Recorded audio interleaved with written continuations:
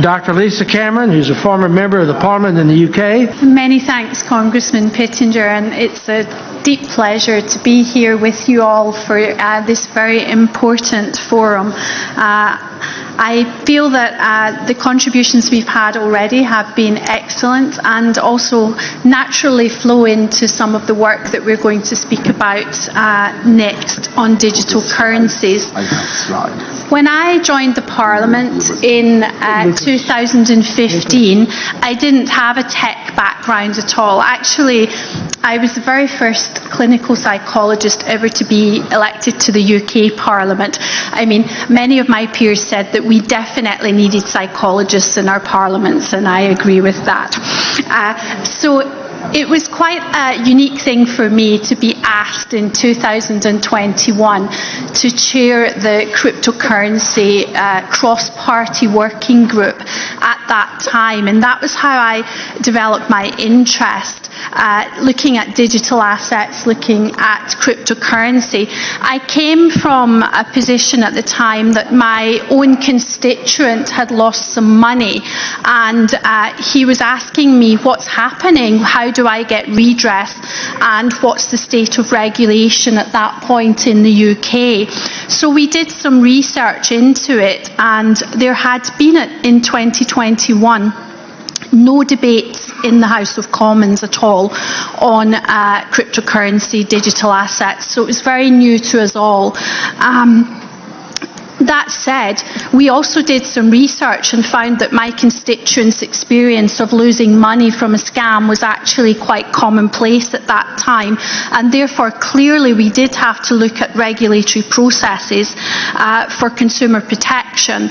And at that point in time, we had a lot of people in our Parliament, in the House of Commons and in the House of Lords, who were saying, oh, well, the UK is just not going to do cryptocurrency. We won't be doing anything with it at all. It's all a scam, and we're not taking part in any of that.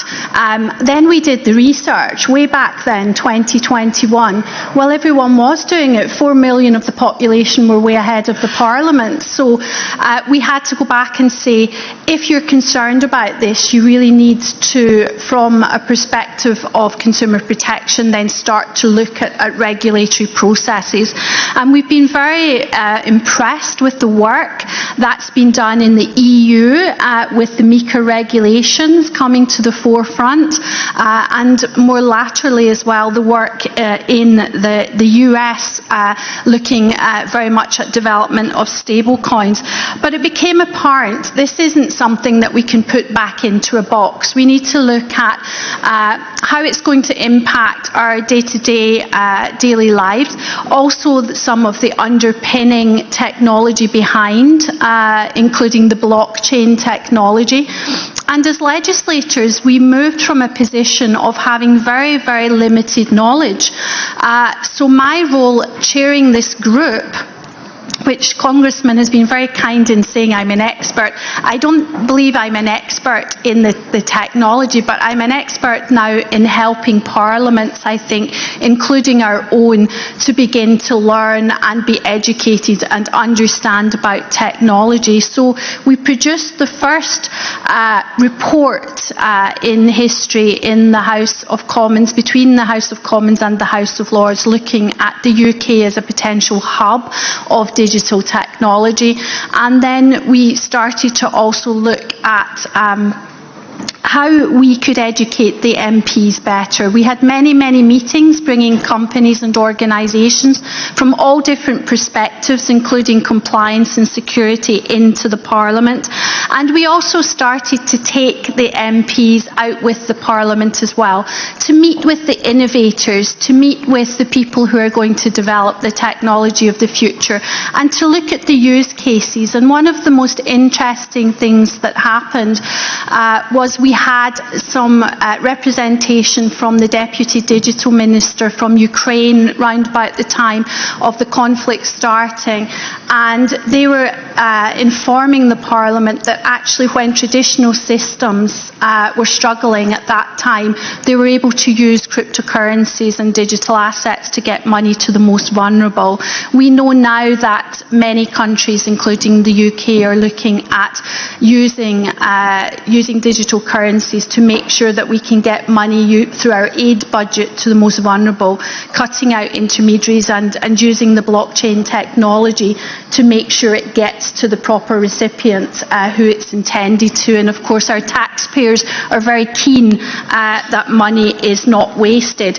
So we've started to look not just at digital currencies as a concept, but also the technology behind and the use cases. And we know that this is charging ahead. And I think from the last panel, it's very true as well that there's going to be a convergence of frontier technologies now, AI, digital currency, of blockchain technologies, of Web3, of quantum. This will all converge, and I think these meetings that we're having with the forum here are vital now, absolutely vital, Congressman, because we're going to have to develop shared standards and some interoperability standards as well globally, because these technologies are borderless and they're going to be developed at a very rapid pace, something that we've never really seen the pace of before.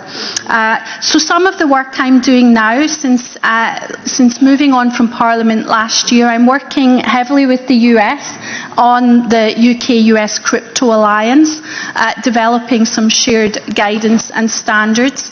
I also have a forum of members of Parliament globally who are interested in digital assets and blockchain technology, and we're taking MPs and legislators to do some training as well. We have some people with us today from the Polkadot Blockchain Academy, and we took some of the UK MPs and members of the House of Lords to the Academy.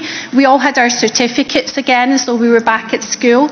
But education, I think, for parliamentarians is very crucial in this sector, and it's right to say that the regulation should be well formed and it should be based upon best practice and informed practice, and we can only achieve that if we speak together, if we learn together, and if we continue this development together. So I'm very, very happy to be here today to be speaking about some of my work, continuing to educate members of Parliament, legislators and regulators on this emerging digital currency, some of the use cases, and also some of the concerns and issues and regulatory aspects that we must address. Thank you once again for having me. Thank you, Dr. Kennedy. Well said.